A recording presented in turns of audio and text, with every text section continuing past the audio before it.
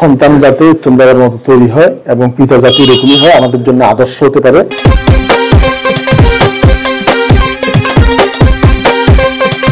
বিসমিল্লাহির রহমানির রহিম। দেশ এবং প্রবাস থেকে এই মুহূর্তে যারা দেখছেন সবাইকে আসসালামু আলাইকুম। আজকে আমি অবস্থান করছি বাংলাদেশের প্রথম বেয়ারিশ হাসপাতালে এবং এই বেয়ারিশ হাসপাতালে আজকে বছরের প্রথম দিন, শুভ নববর্ষ, এই নতুন ইংরেজি নতুন বছরের প্রথম দিনে আসলে সবাই নিজেকে নিয়ে ব্যস্ত।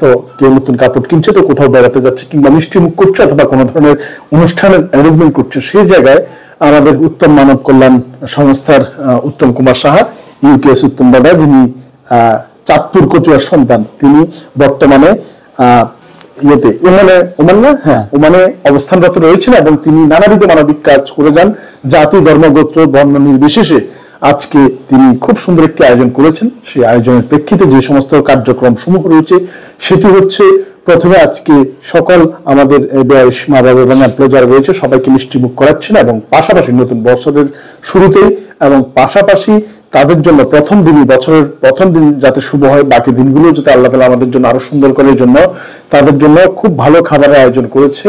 আমাদের তাদের জন্য স্পেশাল বিরিয়ানি এবং তাদের জন্য কোল্ড ড্রিঙ্কস, ডিম, সালাদ সহ এই সুন্দর আয়োজন তিনি করেছেন। এবং পাশাপাশি ওনার একজন বন্ধু বাবা দুনিয়া থেকে পরলোক গমন করেছেন, ওনার উদ্দেশ্যে সেটা করা দুপুরের খাবারটি। এবং পাশাপাশি তিনি মুসলিম সম্প্রদায়ের মধ্যে কোরআন বিতরণ এবং হিন্দু সম্প্রদায়ের মধ্যে গীতা বিতরণ সহ নানাবিধ মানবিক কার্যক্রম করে রেখে চলেছেন দেশের জন্য।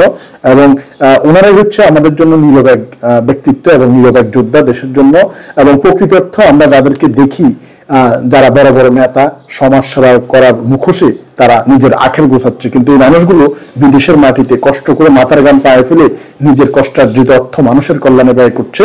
এবং সেই মানুষটি আমাদের উত্তম কুমার সাহা, ইউকেএস উত্তম দাদা, যিনি উত্তম মানব কল্যাণ সংস্থার প্রধান।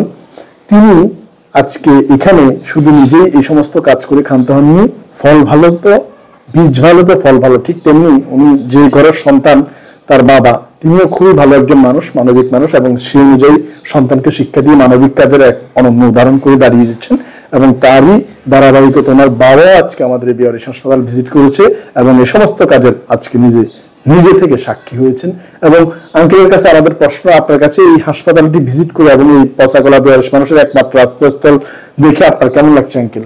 আমি খুবই আনন্দিত হলাম এবং এগুলো দেখার জন্য আমার একটা আগ্রহ ছিল, তাই আমি এখানে আসছি।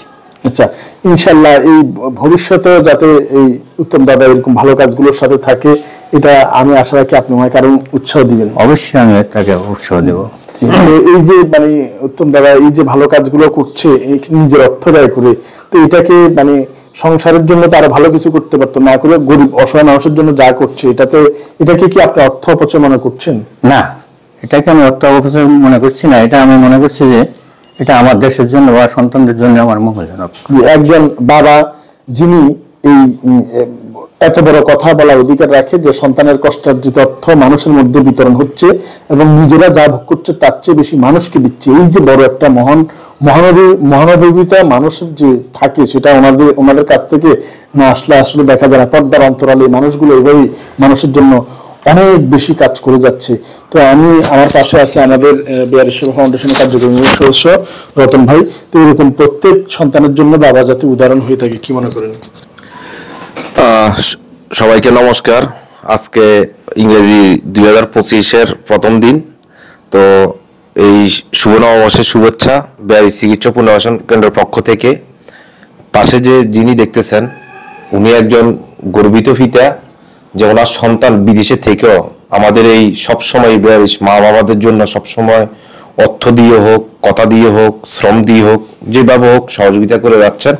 এবং প্রত্যেকটা অনুষ্ঠানে আমি দেখছি দাদার সাথে আমার ব্যক্তিগত বা পার্সোনাল ভাবে কথা হয়। যেমন আজকের যে অনুষ্ঠানটা, এটা নিয়েও ওনার সাথে কথা হয়েছে। উনি দেখেন হিন্দু মুসলিম কোনো ভেদাভেদ নাই, উনি যতজন মুসলিমকে কোরআন শরীফ উপহার দিবেন এবং ততজন আবার হিন্দুদের মাঝেও গীতা বিতরণ করবেন এবং শীত বস্ত্র বিতরণ করবেন। এই বেয়ারিশ মা বাবাদের জন্য একবেলা খাবারের আয়োজন করছে এবং মিষ্টি মুখ করছে, মিষ্টির জন্য নিয়ে আসছে।